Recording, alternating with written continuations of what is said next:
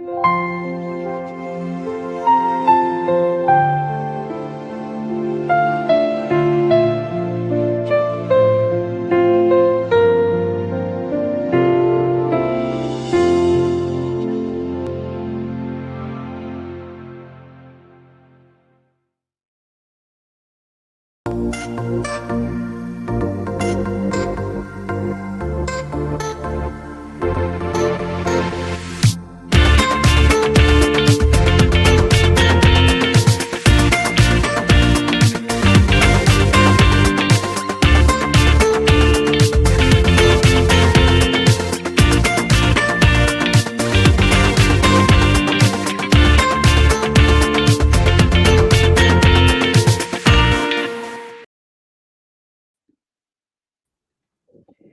hello, hello, everyone. How are you? Hope you're having an incredible, incredible day, and may peace be upon you.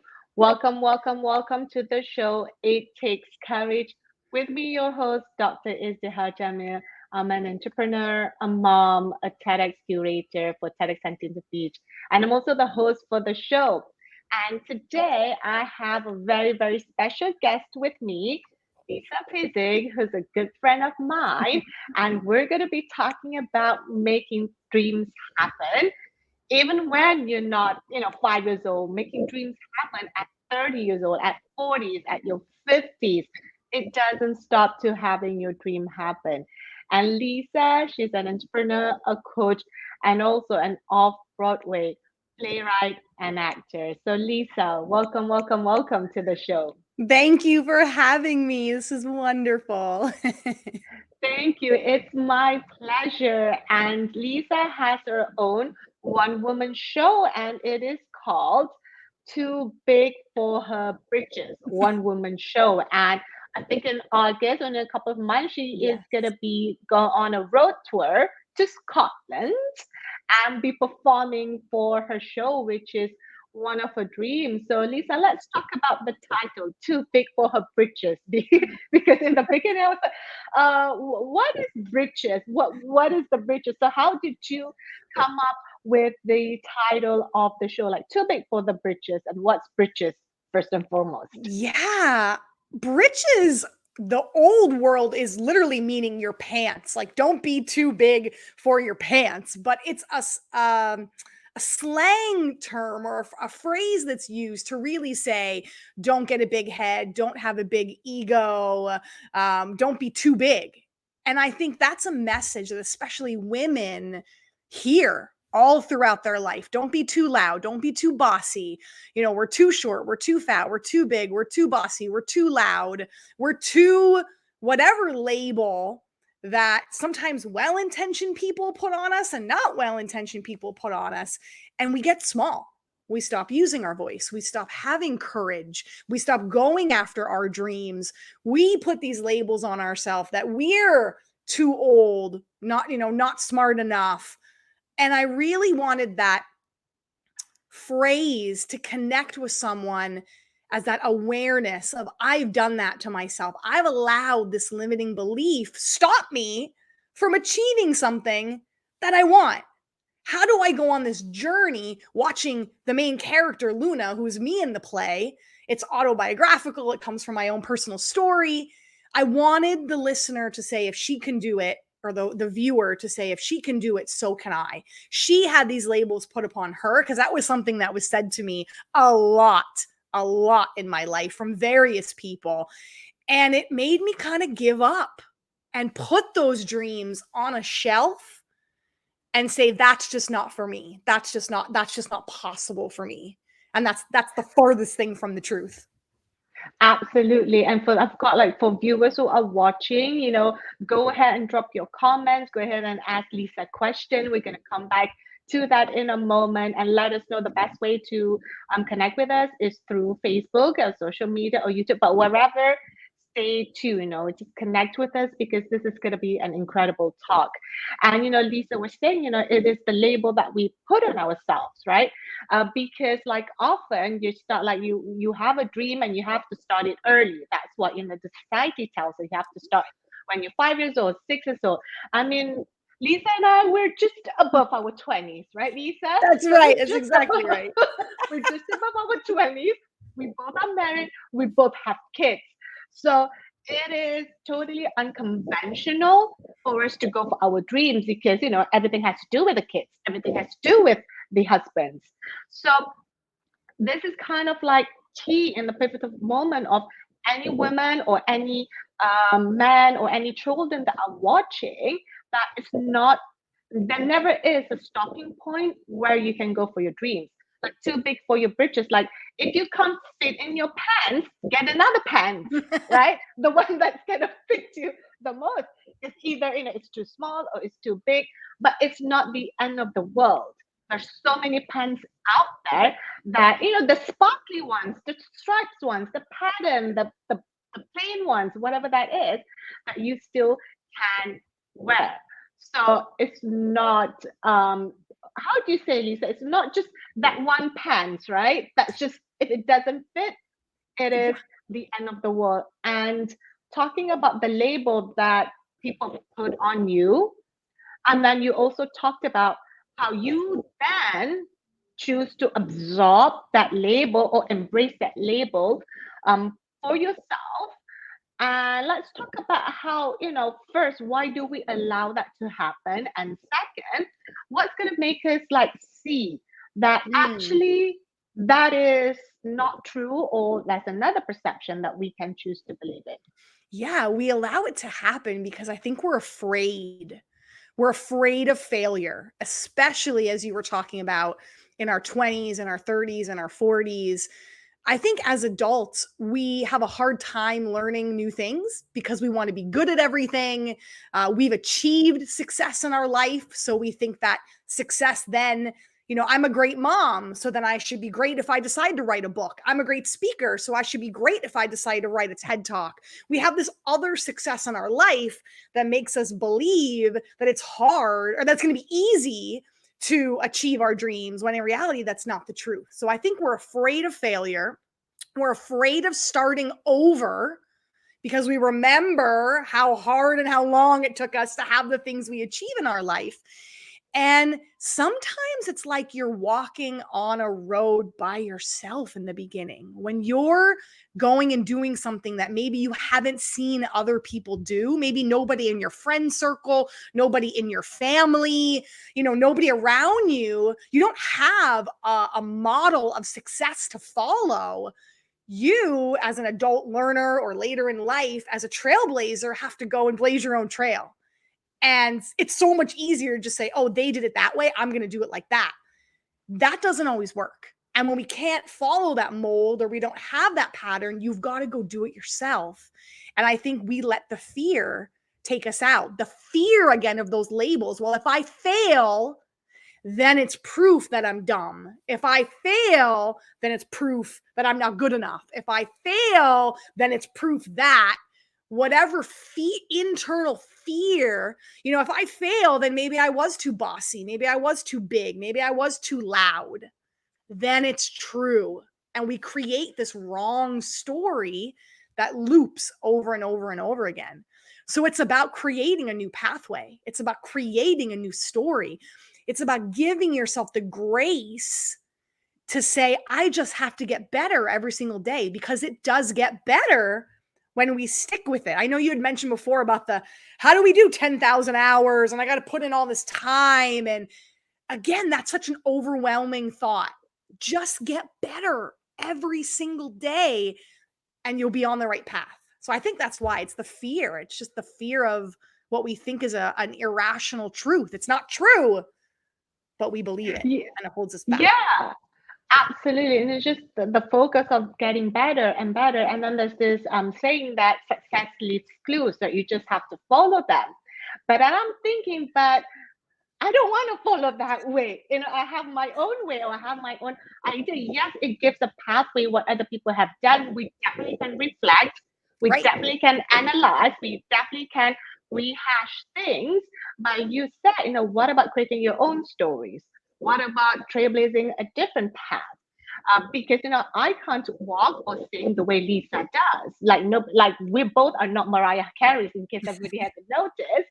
but Yeah. we have our own God-given unique abilities that are unique to us.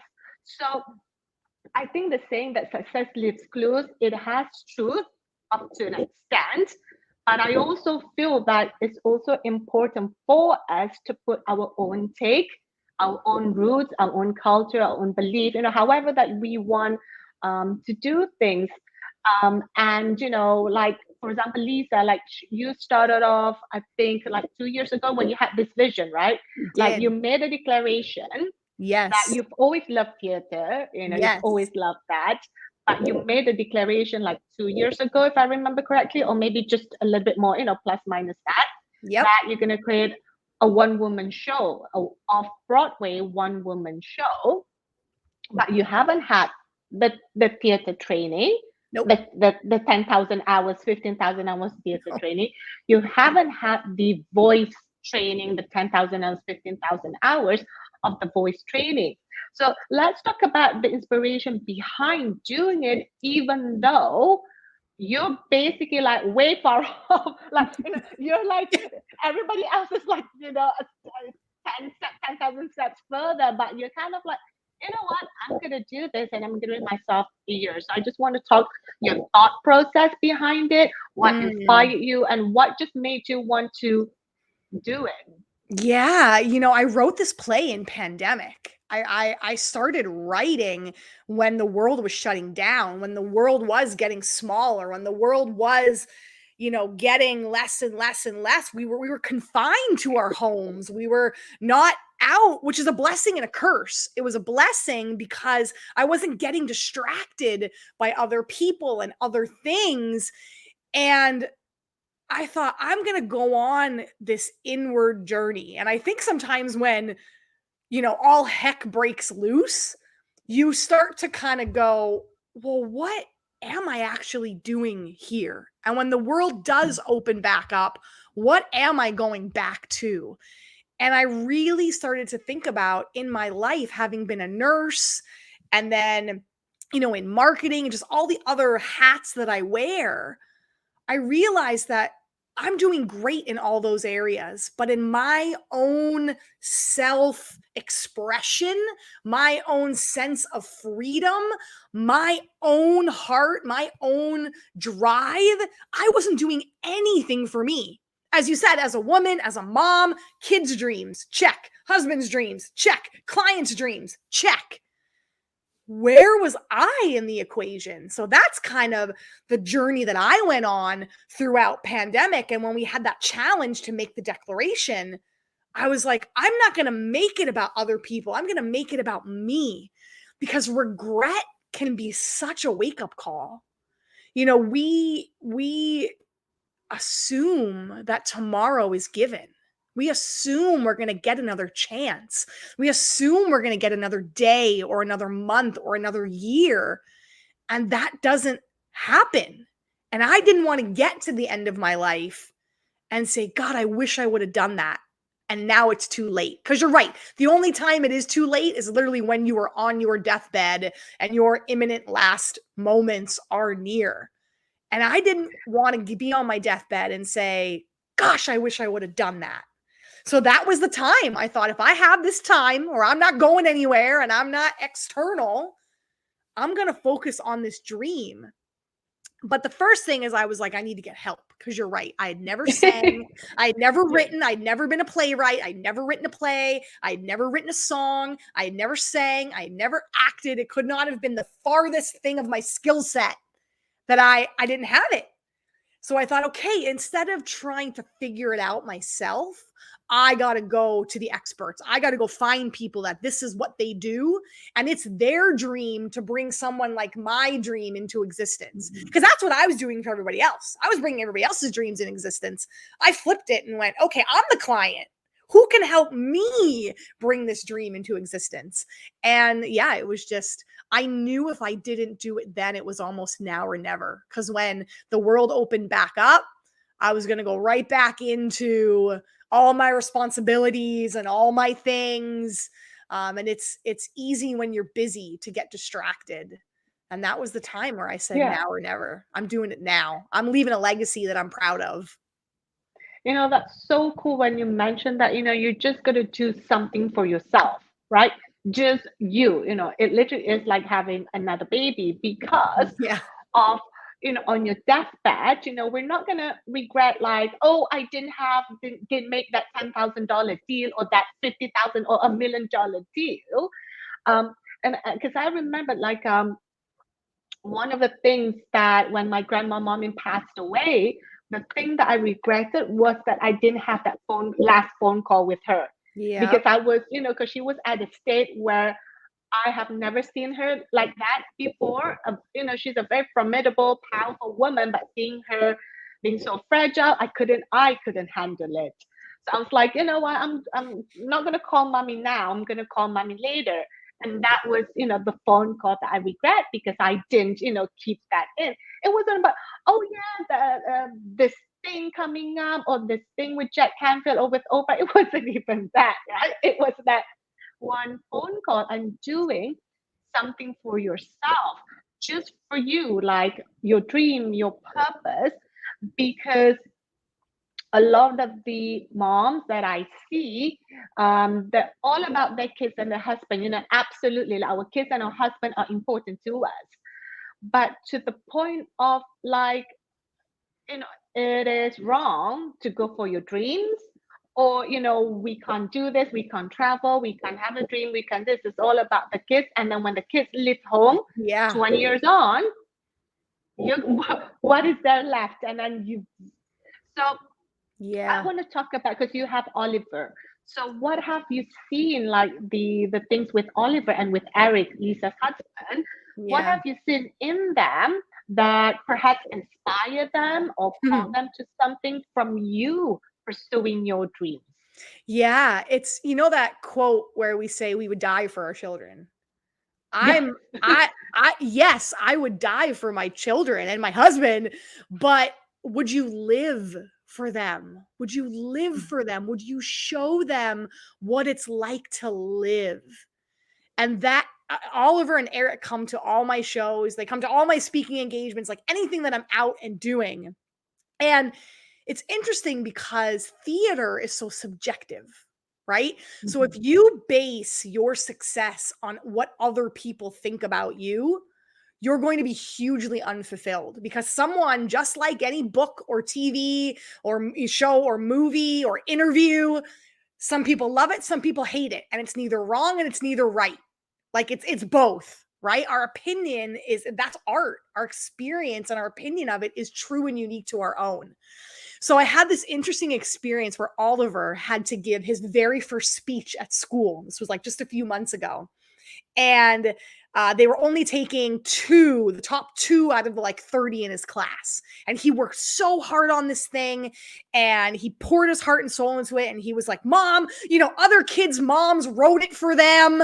And he's like, I don't want you to write it. Like, I want to do it all myself. And I'm like, absolutely. Let's see what we can do. Go ahead, do it. And I'll help you. I'll take a look at it and give you advice.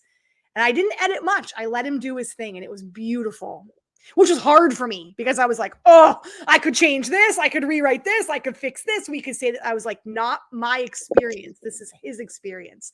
He didn't make it. He didn't make it in the top two. And we were driving home in the car from school. And I said, how do I'm really proud of you, buddy. I'm really proud that you did it. You saw it through. You got up there. How do you feel about the feedback that they gave you? And he's like, yeah, she was right. I could get a little bit more confident in my voice. And he goes, but Mom, what the most important thing to me is how I feel about myself. He said, I don't care what other people think about me. How I feel about me is the most important thing. And if I'm proud of myself is the most important thing. And I was like, you're 100% right, buddy. And I think that's been one of the biggest lessons is that he sees mom still standing in the good, in the bad. He sees mom showing up when there's one person in the audience, when there's 500 people in the audience. He sees mom showing up after that bad review. I haven't had any bad reviews. I shouldn't say that.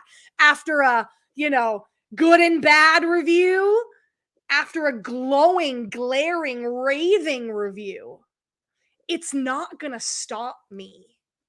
And I think that's the biggest lesson that he's learning is that you have to stay true to yourself, and the words that you speak to yourself and the self-expression and the self-confidence that you grow from yourself internally is the most important thing. Because if you're, especially in the creative world, if you are in anything outward facing, you won't survive if you base it on the likes and the money and the fame and the external things. You'll get burnt out because that true meaning isn't from here. So that's been one of the coolest things. And then Eric doesn't really like to speak. He likes to be behind the scenes.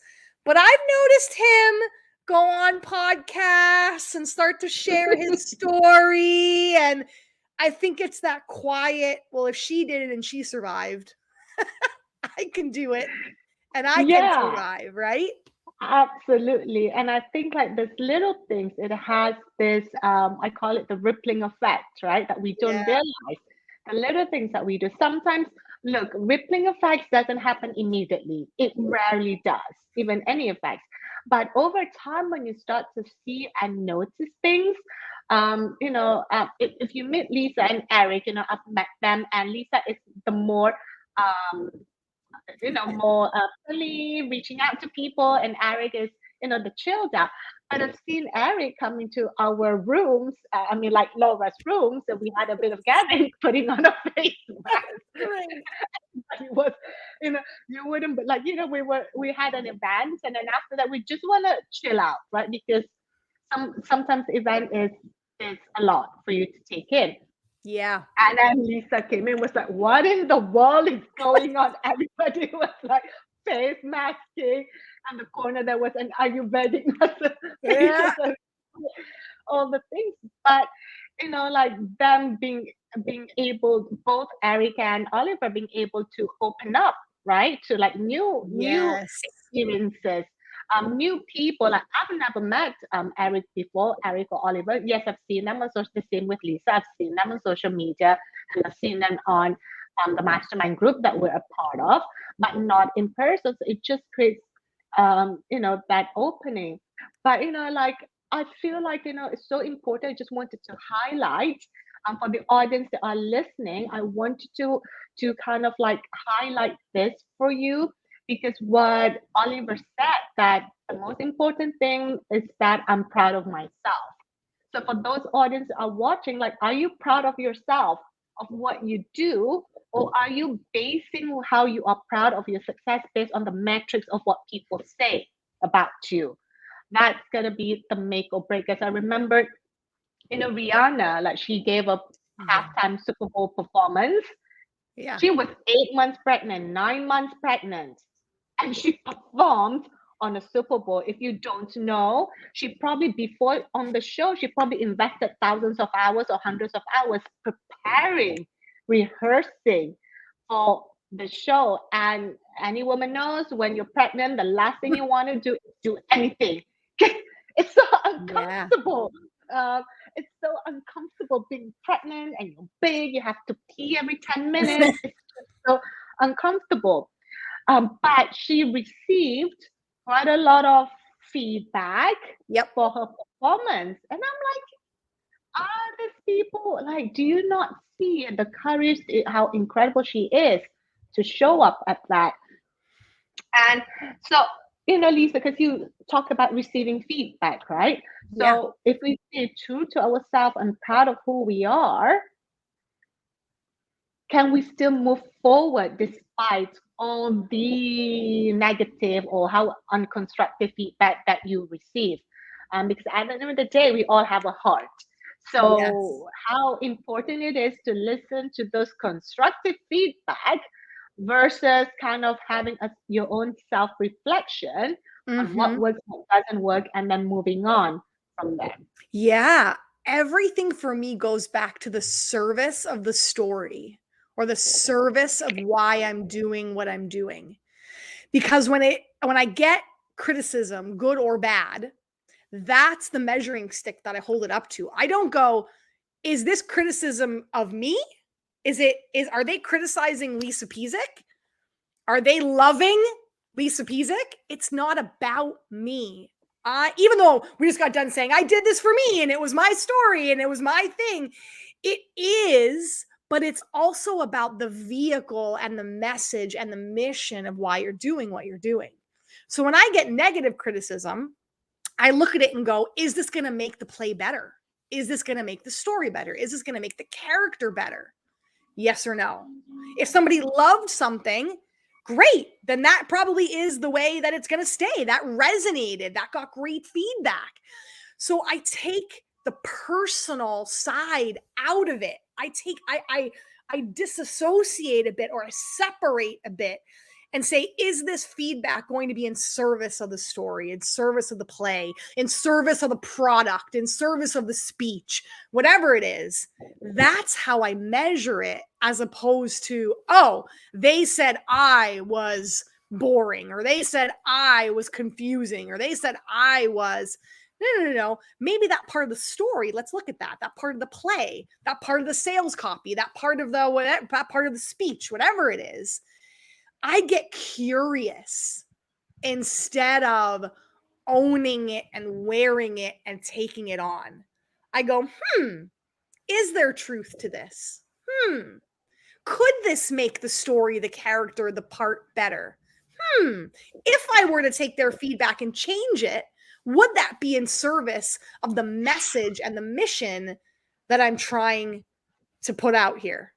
So it's that leading with curiosity and seeing where you land is really the key. Now, we are human, and I also don't want to paint a rosy picture that when you get negative feedback, criticism, someone tells you they don't like it, that wasn't my cup of tea.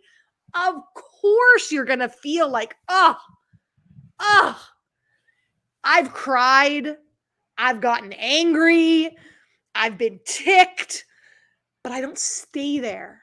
I let myself have that human emotion of anger, grief, sadness, happiness, joy, whatever it is, for 30 seconds, a minute, and then I get curious. So I don't think we push the feelings away. We are human in a human experience, but that's not the biggest lesson that you take from that. It's the curiosity, and then what you do with it based on that curiosity is where, I think about, I want to succeed probably 85% of the time, because that last 15% is really where I learn.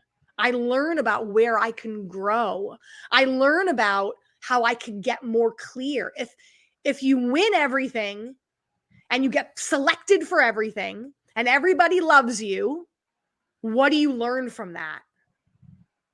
Are you really taking risks, right? Are you really taking risks if you're winning all the time and everybody loves you? Absolutely. And you got to have the space, right, for you to growth and expansion and going deeper into things. So let's take a look at a little bit of video of Lisa's Too Big for Her Britches production. Too Big for Her Britches is a story about Luna, who is navigating how to love herself. And it's for any woman who's ever been told they're too much. They're too big, or they're too small, they're too strong, they're too weak, they're too bossy. Any of those labels that have been put on us that we start to believe. Hard to please, anything to be free, even if it hurts me. I don't know what I believe. Done a theater piece before, to being short of a master of it. How can you lift your spirit and fill your spirit to be able to be loved by yourself so that you can be loved by others? All I've been trying to do is help, and she's been ruining it. Come, sit on the yoga mat with me and smell the incense. Is there someone out there who's better? Out in here, eh? It's captivating no matter what it is. You can't take your eyes off it. And I felt so safe watching Lisa perform. I can't wait to see this on Broadway. Loving me with all your heart.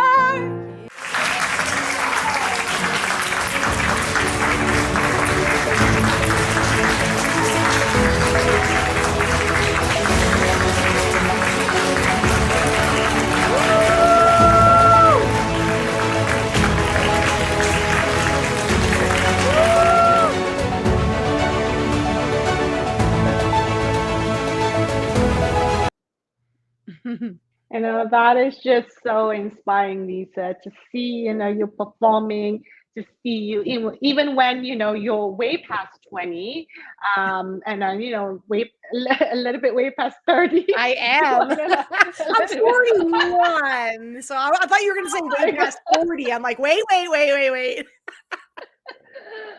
my God. To see that and then having to, to perform, not just like acting it, but actually um, uh, singing the song. And you wrote the song together with Drew Lawrence, who was, Did. fantastic producer and fantastic, singer-songwriter.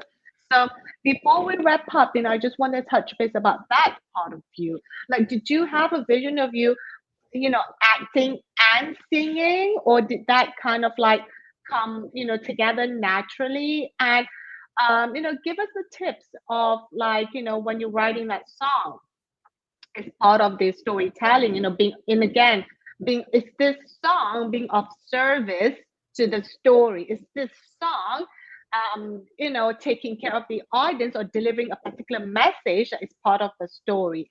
So talk Yeah. us through about that process of singing, songwriting, because it's a whole new animal for you and for others as well. It is. I originally wrote my first draft and my first script with no music. It was not a musical because I was like, oh my God, I'm so scared to even do this in the get go. And then I'm going to get up and sing in front of people now. Oh my God, no. So I was kind of playing a little bit small and taking myself out. I had thought of it being a musical. And then I quickly was like, oh God, dear God, no, not going to happen. Like, let me just write the first thing without it. But then I started to find these moments in the play where I couldn't get it right in my brain. Like I was writing and rewriting and rewriting and trashing it and performing it for people because I was in these little small groups, in our community, and we were all writing our shows, similar to what we're doing with our TED Talk. We're in these little communities and we're just, going back and forth. And I was like, God, how did that land for you? And they're like, oh, you're not there yet. And I'm like, I know, I don't feel like I'm there yet. And then I started to go, remember that fear that takes us out, the road that's not traveled. Well, curiosity, what if I explore how to put music in this, in those places where I feel like it's not clicking? The reason why it wasn't clicking is because it was supposed to be a song. It wasn't supposed to be. That's what spirit, the universe was trying to use me for, was to write music and put music here. And I thought as a songwriter, you had to be so smart and so catchy and so poetic and so artistic. I was like, my brain doesn't write like that. And when I met Drew, he's like, absolutely not. He's like, songwriting is just speaking. The way you would speak to somebody are the lyrics that you say. So that one song where I said, who do you think you are, loving me with all your heart? When we were talking about meeting Eric, and he almost came out of nowhere. We met, on a holiday in the Dominican. He had this huge heart. I'd never experienced that before. And I said to Drew, I was like, I love this guy, but like, who do you think you are? Like, I was good before I met you. I wasn't planning to move my life to Canada. I wasn't planning on falling head over heels for you. Like, who do you think you are, loving me that way? You rocked my whole world. And Drew's like, that's the lyric. Who do you think you are, loving me with all your heart? So it was very cool to see how just your regular conversation and the phrases and the words that we say to each other, those are the lyrics. And a lot of times, almost every time, I have 11 songs in the play. It's like an inner monologue. So it's Luna, the main character's inner monologue. So that first song we heard, if I was smaller, like the models I see wearing it so perfectly, would I be wanted? So it's all about Luna just wanting love. And if she's thinking if she's smaller and she's skinny and she's pretty and she's popular, she'll get the love from her family and her friends and won't be bullied. So it's like this inner I had someone say to me, that song is like my 14-year-old diary. If you were to look at the journal entry in my diary, that's what your song was when I was 12, 13, 14. So it's these inner monologues. My mom has a song. My dad has a song. It's just these inner monologues of seeing someone's point of view and giving words. It's interesting because the songs give the words to the character when they couldn't speak. It's that inner monologue. The songs for me, when I wrote them, gave the words to me when I couldn't get it right on the page. It was a song. And when these characters are struggling through conflict and they can't seem to get it right, that's what these songs are in the play. And I think that's very real. I don't know what the statistic is, how many thoughts we have a day. It's like in the hundreds of thousands. But that's what we do to ourselves. We have this internal tape. We have this internal monologue. And that's the most powerful script we'll ever write, is the one up here. So I could never see the play not being a musical now. And the music is the piece that everyone loves. And I was blessed to get caught up with Drew and to be introduced to Drew. Because I think I told him this, if there was a songwriter who was like, oh, you've never written a song before, you haven't trained at Juilliard, and like, I'm not going to work with you. Drew works with really notable celebrity people that we hear on the radio. He was like, I would love to work with you. I'd love to work on this project. I would love to explore with you. You got this. He was so supportive. He was just so amazing. And I think that's why it's so important when you take those scary risks and you do those things, that you're not a loner, that you get great people around you to hold the space with you and help you. Because I told him, I think if at any point you said this ain't gonna work, I don't know if it would be a musical. I don't know if I would have gave up on myself. I don't know. But I love it. It's great. The music is really special to me and special to the play, and the audience loves it, which is great. Absolutely. And it's kind of like the whole taking the bits and the process, and also be open, like you said, to the curiosity of things, right? Like, what is the missing part of this? And, and not shut things down, even if it's too scary or it's too big, but not shut things down, the possibility of creating something new, something different, something you have never done before. And, I want to wrap up with this like very important idea that, because I'm curating TEDx Huntington Beach, which Lisa is going to be one of the speakers. And I literally was thinking about it this morning, like, as I'm coaching the speakers, like, are you being of service to yourself? Or are you being of service to the unique idea that you are sharing to impact people? That's going to be a profound impact to people. Because if you are being of service to yourself, then it's about your turning point. Then it's about your advice. Then it's about your experience. But if you are being of service to the unique idea that you are teaching people to have a profound impact, it's going to be a whole new game. It's going to be totally different point of view. So I think it's important, like, when you want to realize, when you're putting things out there in the world, who are you being of service to? Like Lisa with her playwright, it is to her story. It is to her impact to the audience that she wants to create, the bridge that she's connecting with them. So that is like her purpose. So I think it's such a good reminder to ask yourself, who are you being of service to, or what are you being of service to, versus your turning point, which is needed, right? You need all those things to kind of put it in there, but just the place that you're coming from is going to make a whole of difference in creating a profound, lasting, and impactful something impactful that resonates, that touches people's hearts.